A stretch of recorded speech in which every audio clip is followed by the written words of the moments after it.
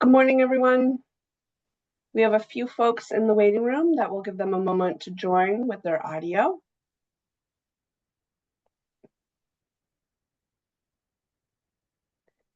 Thank you, everyone, for joining our Federal Fiscal Office Hour for October.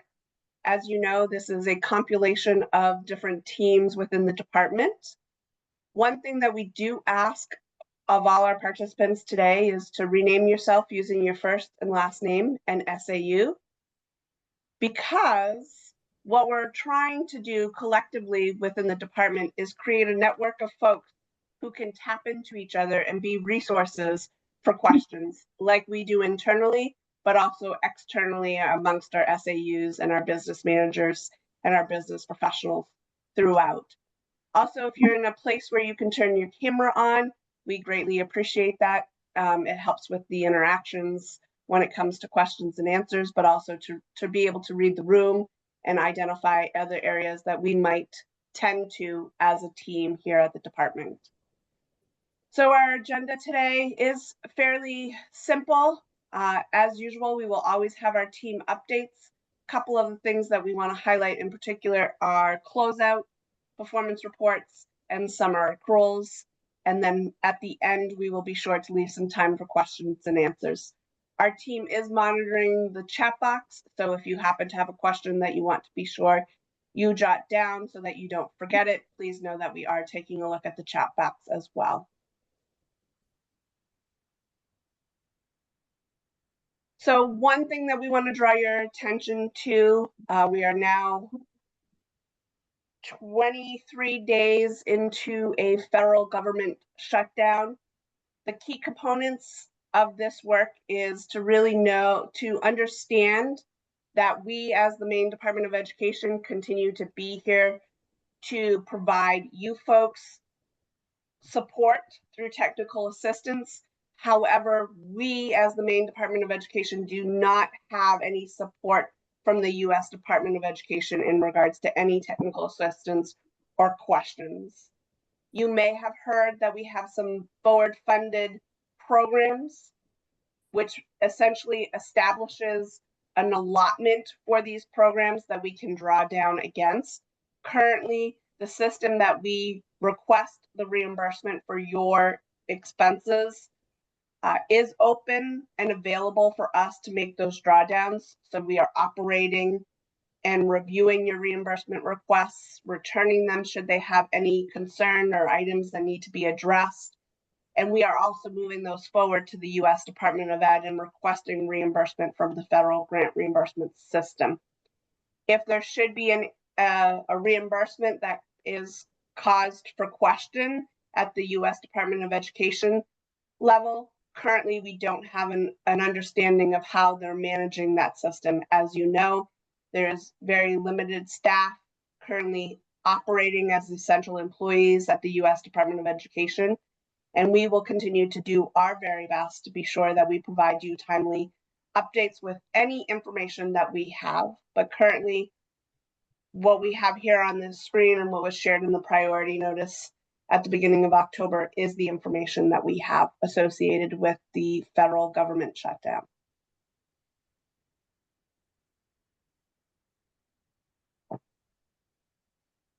Next thing that we wanted to draw your attention to as we are approaching December quickly, to think that October is almost complete. We want to be sure that you're thinking about the funds that have already expired in regards to the period of performance, but have that liquidation period. So really focusing in on the funds that we know in the next month or so, if they haven't been invoiced, will be returned to the U.S. Department of Education, is our focus of this slide. Again, all these updates on this slide are accurate and timely within the last week or so. So again, keeping in mind the conversation that you're having with coordinators, with your administrative support, as well as your leadership in your schools, you want to be sure that you're tending to these funds and these invoices as quickly and as effectively as possible. We're going to jump into just a few general reminders for everyone. Again, I mentioned that the obligation period for many funds that are currently in the liquidation period was September 30th. And we want to be sure that you're mindful of what an obligation means. An obligation is defined by statute in the Code of Federal Registry. The chart on the left is directly from the Code of Federal Registry, CFR. We highlighted a few areas just to be sure that you are aware of what an obligation means. The one that we see that we have to return that is not an allowable expense is if you had an internal purchase order in your school that, for example, illustrated that a teacher had the ability to order supplies and that was an internal purchase order. That obligation is not made until the vendor has denoted that those supplies have been ordered and they have a bill ready for you.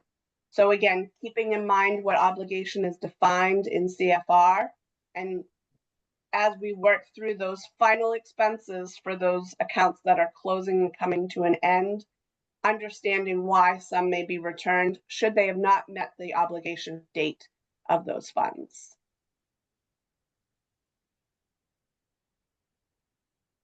Just a few things associated with closeout. As I mentioned, obligation has concluded and now we're in the liquidation phase of some funds. We want you to be aware of the closeout dates and the requirements.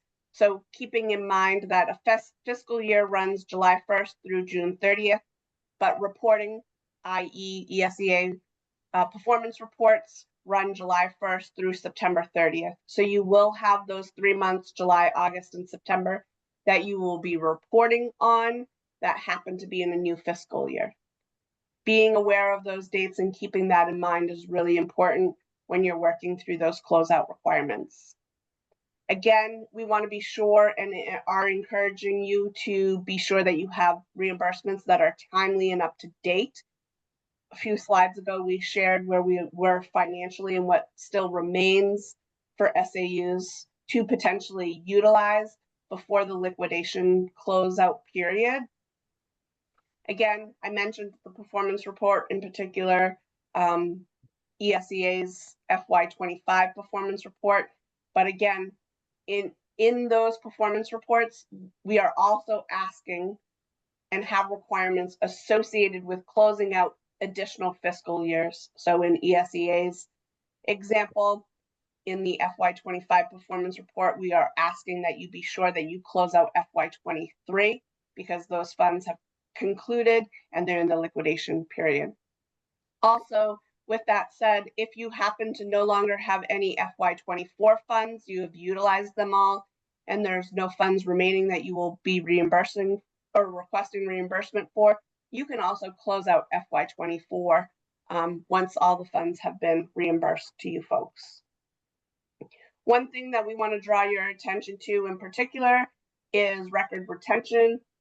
The way the statute is written is your records must be maintained for 3 years after the final financial report is submitted. So if we use an example of FY24 ESEA funds were awarded on July 1st of 23, being utilized through the Tidings Amendment year, which ends on September 30th of 26.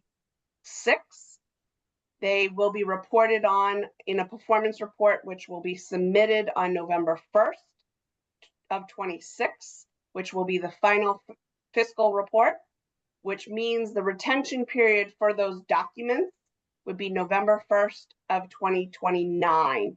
So again, they were awarded on July 1st of 2023, and the retention period requires you to keep all documentation for those funds, the use of those funds, and the programs associated with those funds through November of 2029.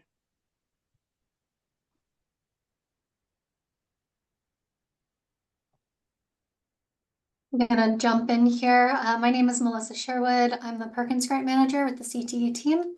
So just building off of what Shelley said, wanted to touch on timely drawdown of funds. So this is really important for efficiency of spend down, making sure you're not leaving any funds left unspent and missing any deadlines for that. So always refer to the grant itself. There may be different period of performances depending on the grant, but make sure you have those deadlines in your calendars written down. So just some key terms to be aware of. So the period of performance is the time in which the subrecipient of the grant funds can incur any new obligations. I like to refer to this as the spend down period. For Perkins, this is 15 months. It might be different for other grants. But tying back to that slide on what the definition of an obligation is, this is, the time period where the work is performed, the service happens, items are purchased, travel occurs, etc. And then obligation, another key term, this is the actual legal commitment to spending these funds through signed contracts, invoices, purchase orders, etc. This is also when any salaries need to be paid out, right? Another term, expenditure. So this is the actual spend down, right, on your end. This is the school's expense on whatever you've obligated your funds to. And then closeout and liquidation. This is the final stage of the grant process. So it's once the period of performance is done, spend down is done. This is the process in which, final expenditure reports are submitted. After submitting any final reimbursement request by the deadline, that's when you would complete that final expenditure report. Next slide, please. Thank you. So I wanted to talk about timely invoicing as well. So if your grant is under 250,000, we ask that you do quarterly invoicing. And for any grants, any subrecipients receiving grants that are greater than 250,000, we request monthly invoicing. This is just a level of accountability that we need to be able to, one, keep you on track, making sure you're spending down your funds in a timely manner, and also so we can do our due diligence effectively in checking, purchase orders, receipts, etc. Let's see. So when you're submitting your request for reimbursement in Grants for Me, you always need to submit a detailed expenditure report or trial balance or grant audit report with whatever you're requesting for, and the date on that trial balance, the time frame, needs to be reflected in the service period when you're entering that into the Grants for Me invoicing module. And then in addition to any hard documentation, invoices, contracts, etc., make sure you're submitting time and effort reports if that's applicable, and any travel related documentation as well is important. Please keep in mind that the turnaround time for invoices to be processed and reimbursed is approximately 30 days. We do our best to stay in that time frame. We're working with the accounting center with the state too. So the faster that you can submit your invoices, the faster we can get those processed for you. If you do get behind on invoicing, let's say you've missed that quarterly deadline, just reach out to your federal program manager. So if you're in CTE, that would be me. Just reach out. We can figure out a solution so that you submit the invoices that you need to. It just might mean submitting additional service periods to get those processed. Good morning, everyone. My name is Tyra Corson. I am the ESEA Management Analyst, and I process all ESEA invoices as well as school improvement. Just want to remind folks that summer accruals are wages earned but not paid out yet, usually accrued at the end of June, end of the fiscal year, 6/30/25. New current year funds cannot pay for those expenses. They were incurred and obligated prior to the new year funds being available. Wages earned during summer programming. So if you have a Title I reallocated summer program that is going on through the summer months, you should not be accruing those wages. Those wages have not been earned yet. Or if your summer program is in the last couple of weeks of June, they're still not accrued. They should be paid out as they earn the wages. Accrued salaries cannot be reimbursed until after they have been paid out. So when you submit for your accrued salaries in grants for me, the service period should not be 6:30 to 6:30. The service period should reflect when those wages were actually paid out. If you have any questions, please feel free to reach out to me at any time. My name is Colleen O'Neill. I am the Assistant Fiscal Coordinator for the IDEA team. I just wanted to draw your attention to a change we've mentioned in the past before, the liquidation of funds and the date change, which we updated last February for submission of invoices for your final closeout of your grant invoices. As you can see, the former date was December 30th.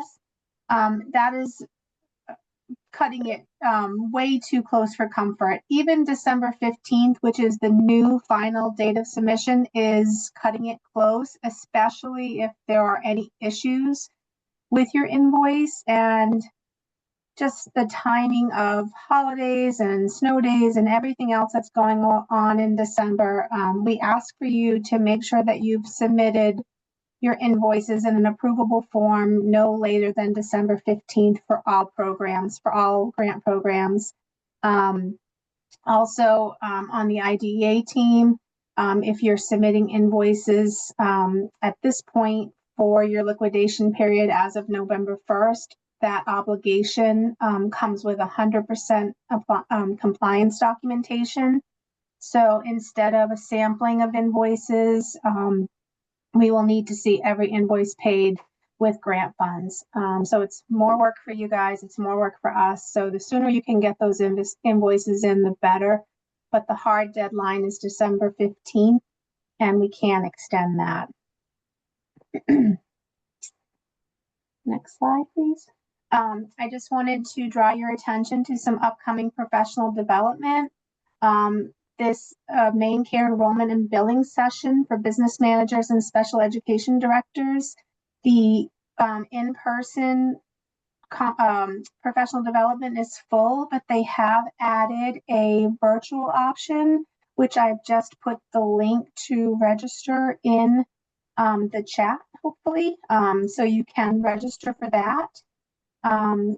That is an opportunity for all to be able to participate in this half-day informational session that would be, which is going to be very helpful.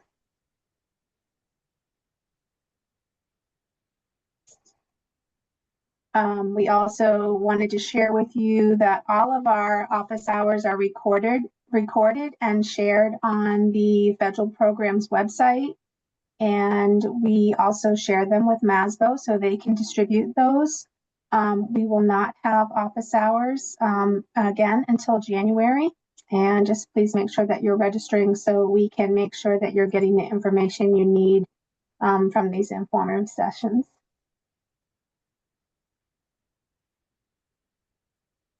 Hello, I am Jody Truman. I apologize, my camera is not working today.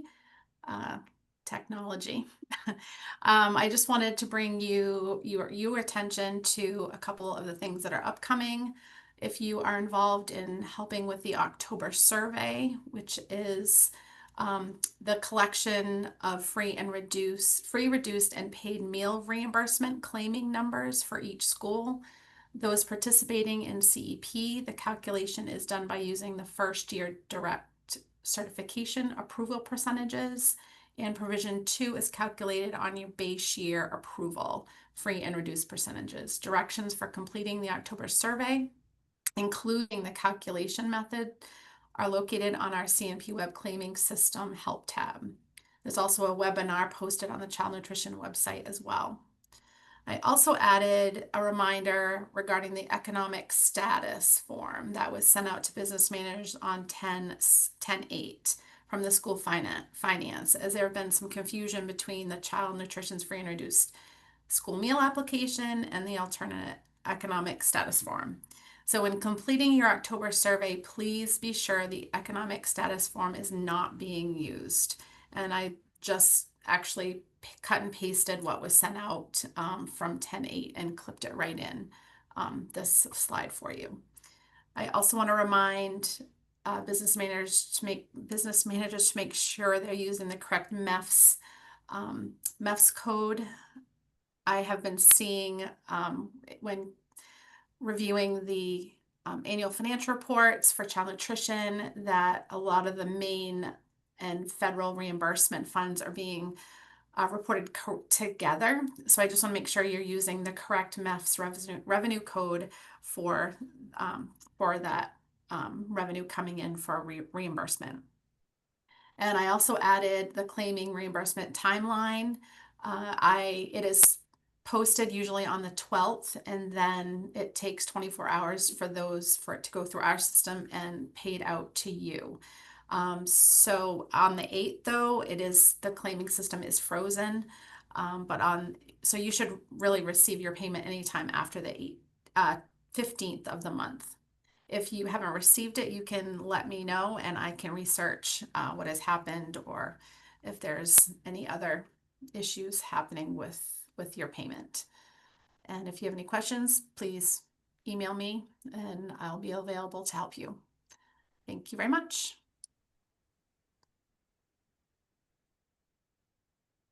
Good morning, everyone. I'm Megan Dichter, State Director of Adult Education.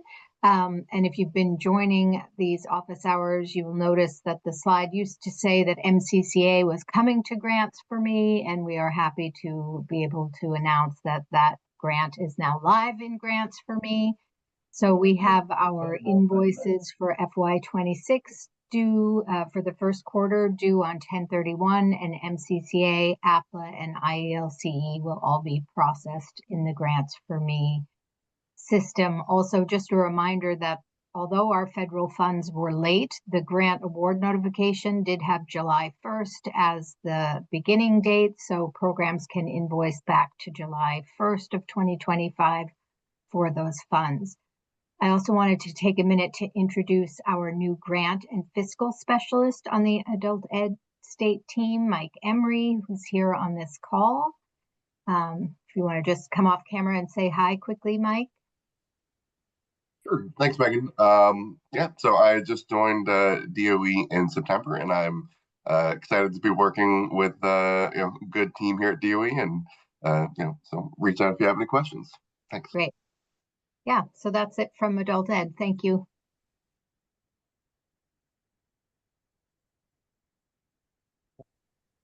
Hello, I'm back. I'm gonna just quickly go over some reminders and deadlines related to career and technical education, including Perkins. So we just passed the September 30th deadline for FY25 grants. So for FY25 Perkins Reserve, the industry standard state grant, and the middle school state grant, all invoices and purchase orders, all obligations, everything needs to be dated by 9/30.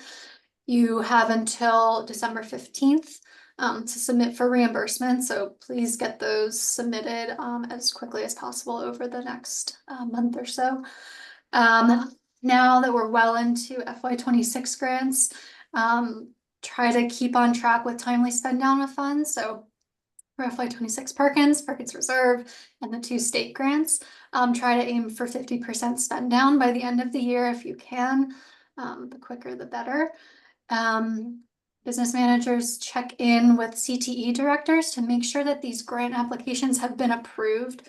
There's still a few Perkins Reserve and state grant applications that haven't been fully submitted to Maine DOE, and therefore you cannot start spending down or obligating funds. So just have a quick check-in with your CTE directors.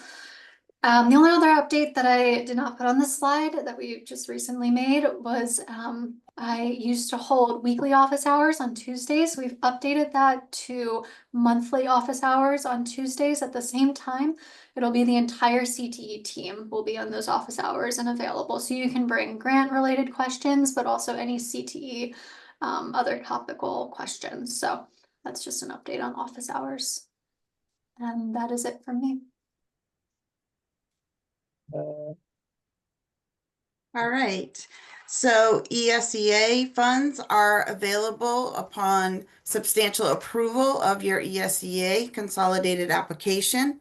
Due to the delay in ESEA federal funds for fiscal year 26, it is likely for titles 2, 3, and 4 to have a different substantial approval date than titles 1 and 5. Please keep this in mind as you begin to obligate your FY26 ESEA funds. In the application from the section screen, you can choose the substantially approved date page, and a graphic like the one on the right side of your screen will appear. If the substantial approval date is 7/1/25, then I recommend reviewing the pre-award cost page in the application, which will give you the specifics to why pre-award cost was requested and approved. For example, if you needed Title I funds to pay for salaries and benefits before the substantial approval date, but after the 7/1 date of the funds becoming available, then the request is made on the pre-award cost page in the application and approved by your regional program manager. In the case of a July 1 substantial approval date, just reviewing the substantial approval page indicated on the slide may not be enough to get the expense paid. So if you are approved pre-award cost for salaries and benefits, but you submit an invoice for an expense that occurred in was incurred in July or August, in your substantial approval date for the funds actually wasn't until August 30th, chances are that expense will not be paid unless it was for salaries and benefits as indicated on the pre-award page. Next. Performance report requirements. Successful administration of federal funds requires communication between the business manager and the ESEA coordinator and/or school principals. This communication should be ongoing throughout the year. We recommend that a minimum of quarterly meetings occur to make sure the business office and coordinators are all on the same page. Business managers need to make sure invoicing is up to date so that the ESEA performance report can be submitted timely. Again, invoicing for expenses through 9/30 is essential for reporting expenses in the performance report. These figures can be submitted in grants for me either by the ESEA coordinator or the LEA fiscal representative. The FY25 performance report is a page in the FY25 ESEA consolidated application and has been turned on to be completed and submitted by November 14th.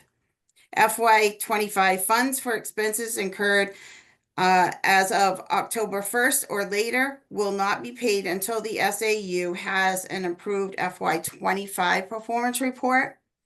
FY23 ESEA consolidated grant application must be closed out to get an approved FY25 performance report. This will require an LEA fiscal representative or ESEA coordinator to report final expenditures under the performance report summary page in the FY23 application. Please reach out to either myself or your regional program manager if you have any questions. ESEA monitoring. The monitoring instrument is in grants for me. It is open, and we are encouraging SAUs that have been notified to start working on these items. The submission due date is January 9th. Please don't wait until the last minute to get your submissions in.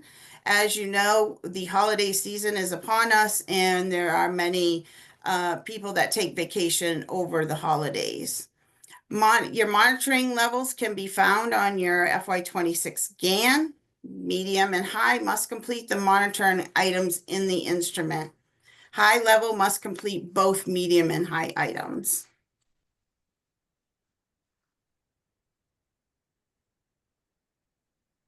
Hello again. I'm here to give some Office of Special Services and Inclusive Education team updates. We wanted to let everyone know that the FY25 year-end report is open in Grants for Maine. There are certain sections that need to be completed, but the first thing that you need to do in order to make that report editable is to start a revision. If your grant is currently approved or not approved, you will not be able to make any revisions or changes in the year-end report until you've changed that status to revision started. In sections D through G, there are sections that need to be completed only if you have the situation that applies to your grant. If you've purchased equipment in excess of $10,000 for a single item, if your school has had a coordinated early intervention services project, which I can tell you right now that I don't think anybody in the state has this year for FY25, so no data should be entered in section E. The two most important parts are sections F and G, and this is where you will report your expenditures for the first year of the grant. So what we're looking for are all of the expenditures that occurred between July 1st, 2024 and June 30th, 2025.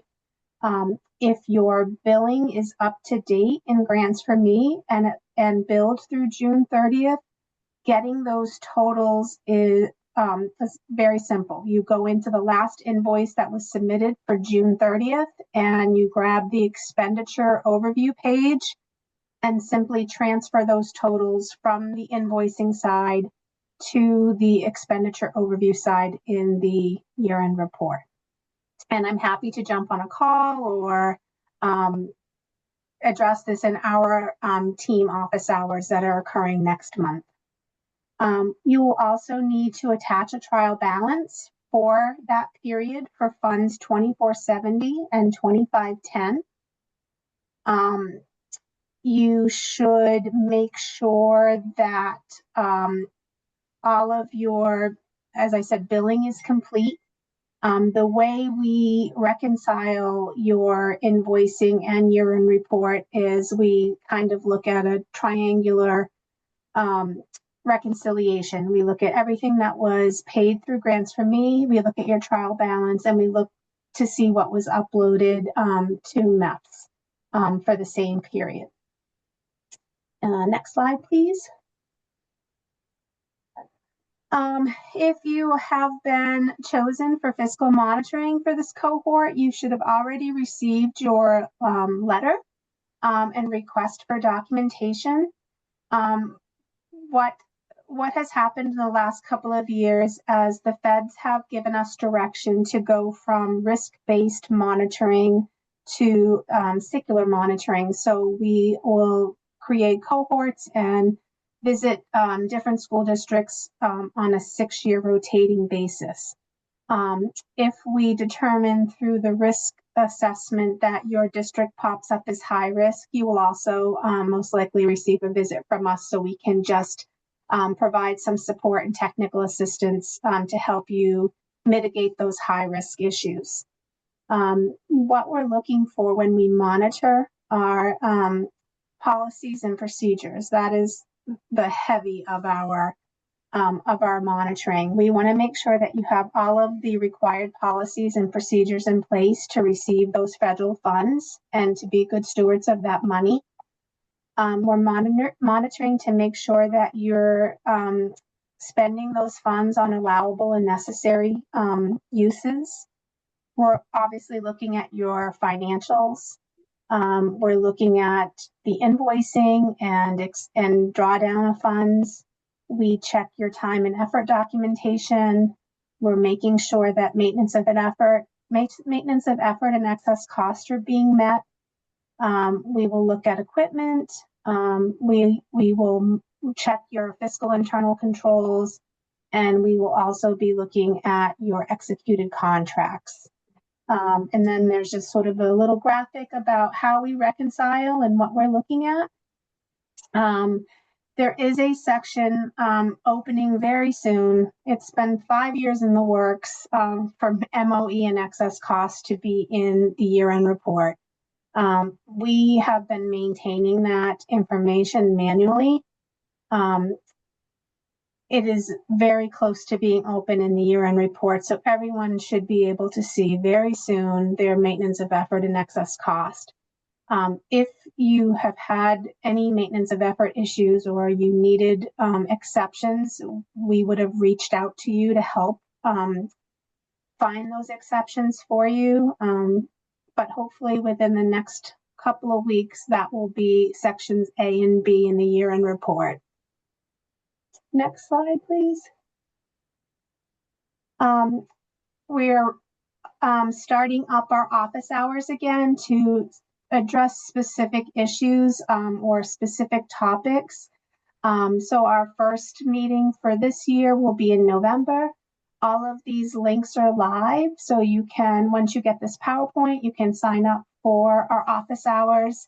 If you have a topic that you would like for us to discuss or bring up during office hour, please email me and let me know what you want to hear about. We want to make sure that you're spending your time wisely with us and that we're covering topics that are relevant to what you're doing. Maine Care SAC billing, IDEA budgeting. We're going to do a maintenance of effort check-in. We can go through the fiscal audit overview for folks who are in the cohort for auditing and monitoring. So if you'd like to see something specifically during any of these office hours, please email me. My email is at the bottom, and let us know what you'd like us to chat about. And I think that's it. Thank you. Good morning. I'm Christian Four. I split my time between WDIP and OSSS as a grant specialist. And today I'm going to be talking about the EASE grants and stronger connection grants associated with OSSS. Those of you who are paying close attention to whether or not we will have continuation on the EASE grant there is some news. If you've not heard that our multi-state case was not dismissed, and the likelihood of an injunction coming forward is hopeful, if not expected. So we might be seeing a continuation of year 4 funds. I put continuation there in purple because there was no orange. So purple is your caution, like to be cautioned about that money coming, but we are more hopeful than we have been in a long time. So this has gone from a 5-year 3 to maybe a 4-year grant. We're not quite sure. But in an effort to reach that current official close of this grant on 12/31/25, we've had significant progress in money being spent down.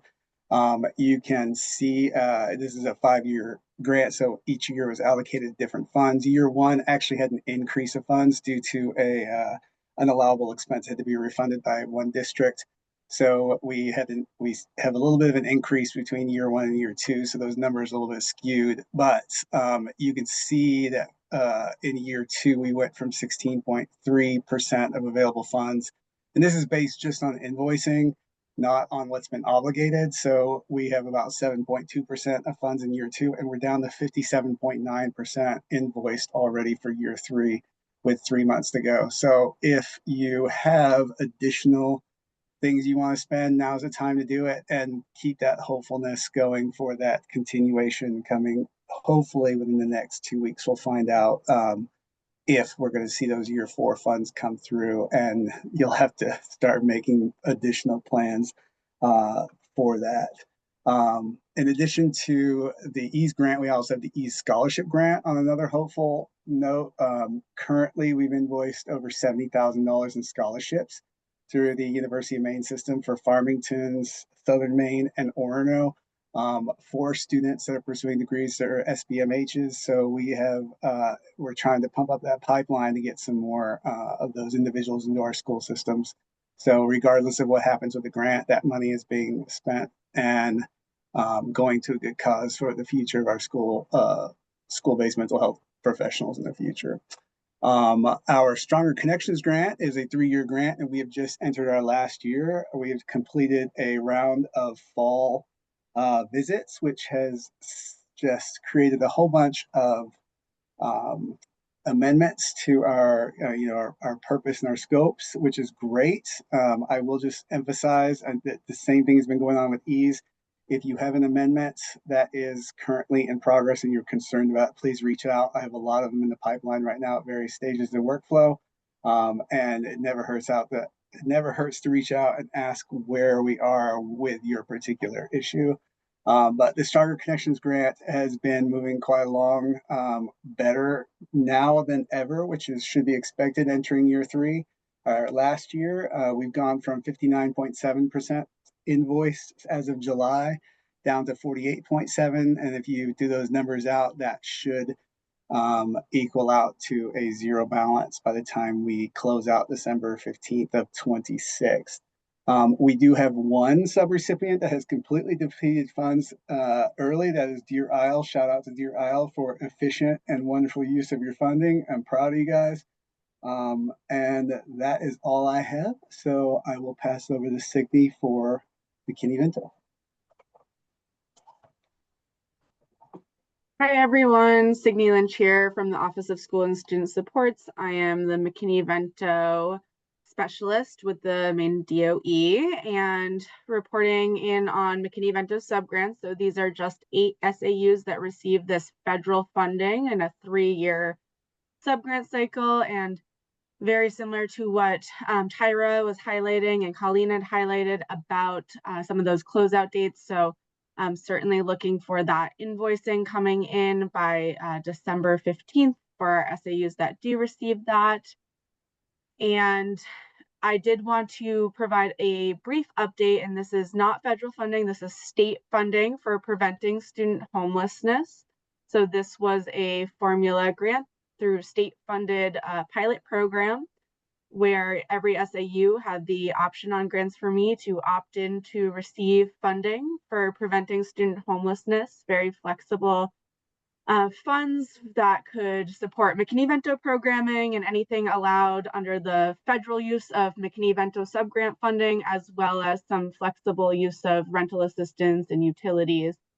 So I just wanted to highlight that a priority notice went out a few weeks back, and the only open application for preventing student homelessness right now available to SAUs is the FY25 Preventing Student Homelessness Funds. And we recently extended the obligation date to March 31st, 2026. And that is a change from the initial obligation date of the end of December 2025. So the end of that calendar year, we've extended that with final invoices needing to be received in Grants for Me by May 1st to give us time to close out by the end of the state fiscal year. So just highlighting that change, and that is reflected in the new grant award notification on Grants for Me. And we had a reduction of that funding for FY26. This is why there's no FY26 funding application available as the department navigates how we would disperse the very limited funding that we have available through that. So just reiterating that FY25 is the only open funding application for preventing student homelessness available to SAUs right now. And then, Christian, did you have any of the updates for the community schools? I do not at this time. We're still waiting for the RFA, and once that's done, we will start movement on it, but that should be in the next month or so. Awesome, thank you. Sure. So our team has done a wonderful job at addressing the questions in the chat box, but now is the time that we will open up the floor as I run through the next few slides. So if you have a question, don't hesitate to unmute yourself and ask the team. Hi, I have two questions. So my first question is in regards to Title I and the 15% carryover rule and wow, I got all the faces all of a sudden. The 15% carryover and the waiver thing. So for us, our fiscal year is July 1, June 30th. So for like our reportings, we're not reporting, like accounting, what happens is that as of July 1, our FY25 turns to continuance, right? And so at that time, we were looking at it and realized that our Title I continuance was more than 15%. Did what we needed to do, right? But then now that the performance report is available, I am wondering, when do you determine Title I carryover continuance as carryover continuance? Like, could we have spent those funds in August and September? Yeah. So it's through September 30th. So after September 30th, as of October 1, that's when, okay, lesson learned. Yep, it's after the original 15 months of that funding. Okay, 15 months, Cassandra. Okay, so then my second question is this. So Shelley, you were talking about FY23 and retention of records, right? And them having to be through 2029, 3 years from the date of closeout. Okay, so here's my question on that. So we closed out our FY23 as of October 4th, 2024. Do we add 3 years to that, or yes? Yep. The Okay. minute that you were able to report that all the funds were expended, Yep. and you have that in a documented performance report of October 2024. Yep. You add 3 years to that, which would be October of 2027. Right. So that date, like I went into Grants for Me and I looked at FY23, and that was the date that Daniel Weeks approved us as closeout, right? So then we add the 3 years to that. Beautiful. Correct. Those are my two questions. Thank you. Other questions? Yes, Melinda Brown from Maine Virtual Academy. As a virtual academy, we operate almost 100% virtually, of course, digitally. So when I saw that we have, I don't know, 5 or 6 people coming to our office, we've scheduled a day for IDEA monitoring, which we've never had before, right? I mean, so we got you all the materials that you asked for. So are you looking for paper copies of all those materials when you come, Colleen, and plus all the other policies that we have, again, available digitally? Yeah. So we collect things digitally during the desk audit process, which we'll Okay. look at. So we completed the desk audit. Yeah, yep. And so what we do when we come out is we don't need copies of those. We'll have everything. We work pretty Okay. much from our laptops. We work digitally. The only thing that we typically will look at, as I mentioned, is if you have inventory that we need to identify. If you, it's really us going through our monitoring tool and addressing different things and looking at those policies, looking at your financials, looking at time and effort type of stuff. Right. Because our grant amount is relatively small for our school, and we do, obligate it for salaries and benefits to support people, right? And of course, we handle our grant through grants from Maine. We never have had any issues, right? Yeah, I mean, So, monitoring isn't a gotcha. A monitoring is something that we're required to do, whether you receive $10,000 or $1 million. And okay. it just so happens that you guys are in a cohort. We could change this to virtual if it becomes an issue and you want us to do that. But we would love to do it virtually, right? If Yeah, we that's at all possible. We're actually going to be doing our programmatic IDA monitoring for special education. And that, I think we're probably the first ones to request to do it virtually. Yeah.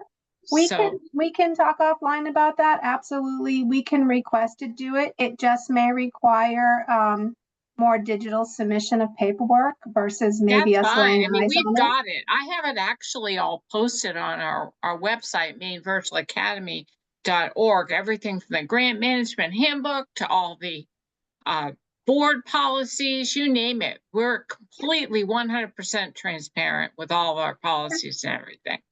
Whatever is more convenient to you, we can certainly make that work. Yeah, because we're a little confused. And of course, our accounting, we actually just got our audit completed. It's a draft report. It hasn't been approved by the board yet, but we've closed out FY25. And again, the auditors have signed off on us already. So, we have a lot of information for you. But again, it could be shared digitally with you very easily. Sure, we can absolutely do that. Thank you. Okay, thank you. Sorry.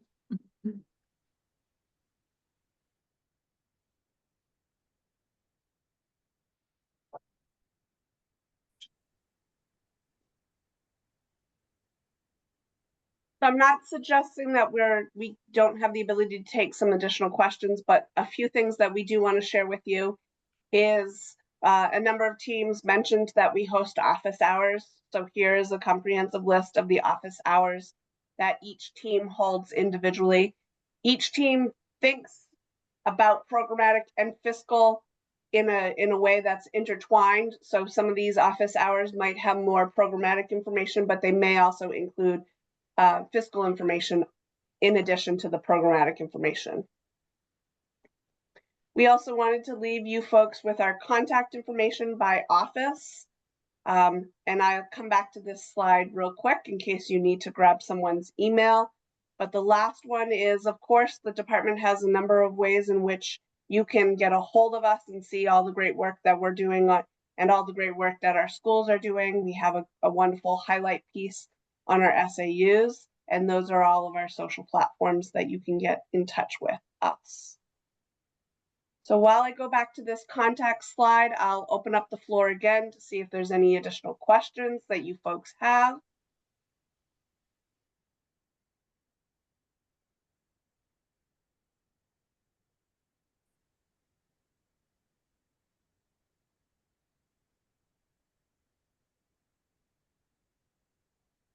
So hearing none at this time, what we will do is our team at the Maine Department of Education will stay on for another 5 minutes or so. So if you have a question that you would like to address to a specific DOE member, you have the ability to do that. Otherwise, we thank you so much for joining us today and look forward to seeing you in January.